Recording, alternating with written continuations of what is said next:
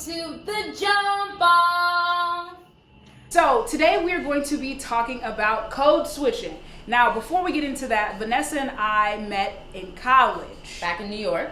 A rough, snowy road. We'll have a flashback there for y'all, child. Anyway. Torrential downpour is starting to get to us, but we'll keep you updated. Vanessa, any updates on your way? Or I could No, just be the Vanessa. feature in your show. This is not Kim and Courtney take. Yes, that's exactly what it is. We were talking a few days ago and code switching came up. So code switching, to give you all a definition from a reputable source. I don't even got my, hold on, the producer is gonna hand me the, thank you. By the reputable urbandictionary.com. Code switching is to customize style of speech to the audience or group being addressed. So essentially it happens when people of color, by your speech, change up your personality, just how you interact with people. People who speak different languages also do that as well when they're switching between the languages. So it's mostly people of color do that to be found acceptable in spaces that are deemed white or to be more proper. Because what happened was I was talking to my other friends and I was like, oh, you know, like I code switch and I was giving examples and they're like, oh no, we don't do that. We're just always ourselves. And I was like, that blew my mind because I was like, what is that? What does that mean to be yourself? What does it look like to code switch in your life? Code switching in my life definitely just looks like changing my style of speech. In minimal ways, how I interact with people. Okay. To please my audience. It's all really to please my audience. And that's mainly through your speech. Mainly, yes. Okay. See, I realized I was deep in. I don't just do it with my speech. Mm-hmm. I do it with my personality, with the way that I dress, the way that I walk. So I was a tour guide, and to get to work, I had to code switch to just be like, hey guys, just to arrive at work. But then I had to code switch another layer to then give the tour like, all right, so then over here, and did it like it was a completely another person.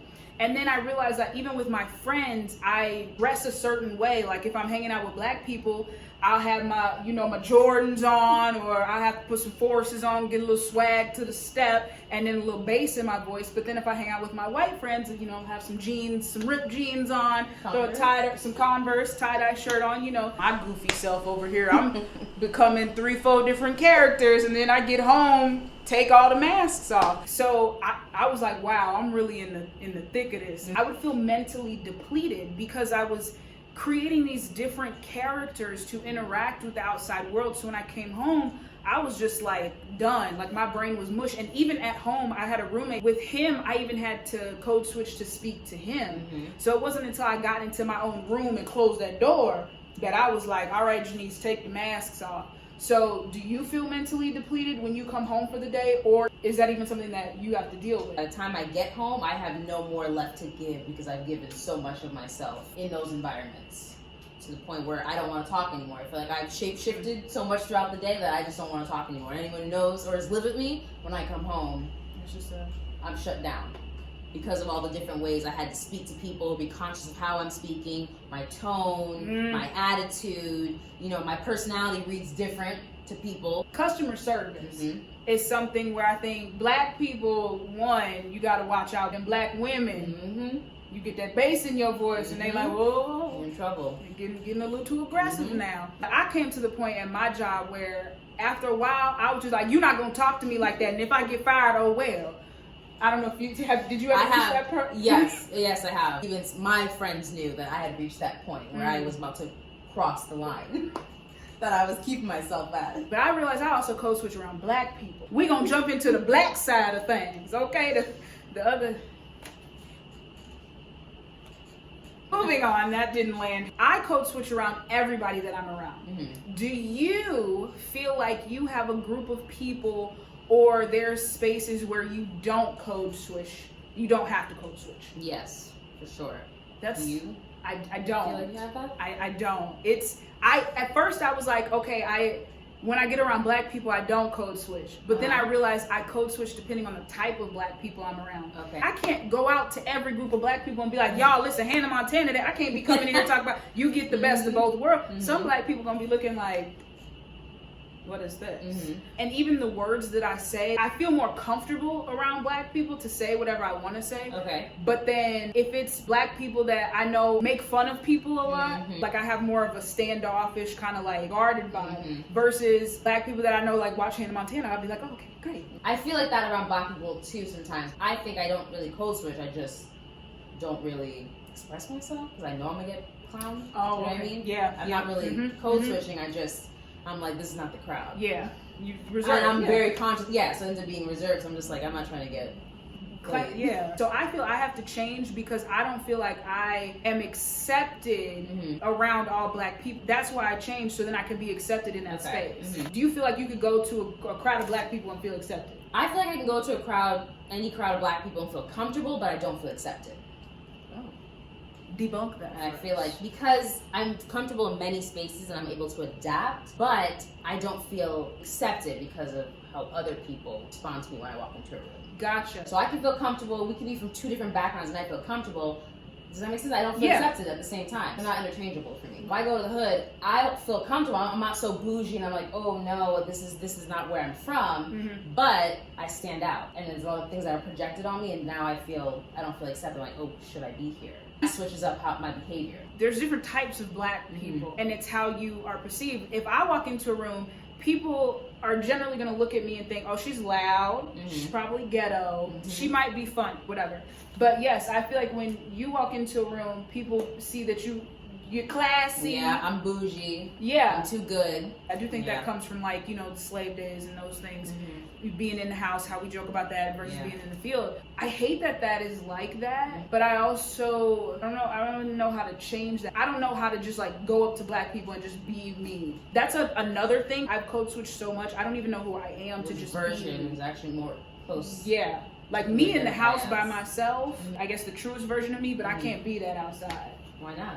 I just can't. I'm like, who do I want to create to have the world see? Y'all would dog walk me and take me through the You mud. came out as your truest self? Yeah. You just let us decide for you who I- we want you to be. And that's what I think barely got friends as it is. I can't be ostracizing myself. when I think about it, I don't feel accepted. And sometimes I'll go through these mini identity crises and I'm just like, because I want to feel accepted. Don't get me wrong, I want to feel accepted, but I don't also want to change who I am necessarily to please others, even though I do it sometimes. Code switching. But I feel like by you feeling like you can't, you place that own limitation on yourself. We as society have helped you place a limitation. Listen, y'all better quit saying I'm funny. Y'all gotta let that go. Cause You then, can't be taken seriously. exactly. Mhm. But then that also, so then I feel like I have to be a certain way Yeah, around certain yeah. people because that's who they perceive me as. It's hard being unapologetically yourself. As a black person and as For a black sure. woman. Before we switch off of code switching, there is a good book to read, or if you want to understand black women, my friend put me onto this. It's called Shifting, and it was written by two black women, and it's about the double lives of black women in America and just the different like identities that society has placed on us and how we fit into those or don't fit into those. So this is a good read. So now we're gonna go into our hot seat section. Read the question and then give the answer. What was your childhood dream to become Hannah Montana? You for real? Yeah. Don't play with me. Yeah. She had everything I wanted. She had the double life. I wanted to be a normal, Oh I wanted to be a man. normal girl by day and a pop star by night. She was my dream. Oh yeah, because she can sing. She was my dream role. Not from season 1 though. That wig they had her was lifted. No, I just liked her life. I was like to be normal by day and a pop star by night. Just I would see myself on stage. My sister and I used to do little meet and greets. Have her walk up, signs. I wanted to be a pop Wait, star. who would come and meet and greet you? The Just family? each other. Oh, We would switch and take so you turns. got to role play. You got to prepare yourself for the future. I would say, hey, oh my God, how are you, sweetie? I worked on my autograph. I had it ready to go because you got to sign those album covers very quickly. So I thought she was real before the show. I'm Yeah. not gonna lie, but yeah. Why was it your dream? You respond, or you just were surprised? no, I love Hannah Montana. Oh, yeah, for sure.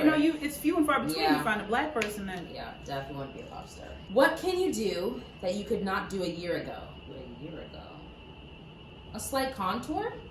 A year ago, I Okay. never touched a bronzer, and today I did. That's the first thing that came to my mind. What are you working towards that you could use help with? Contour.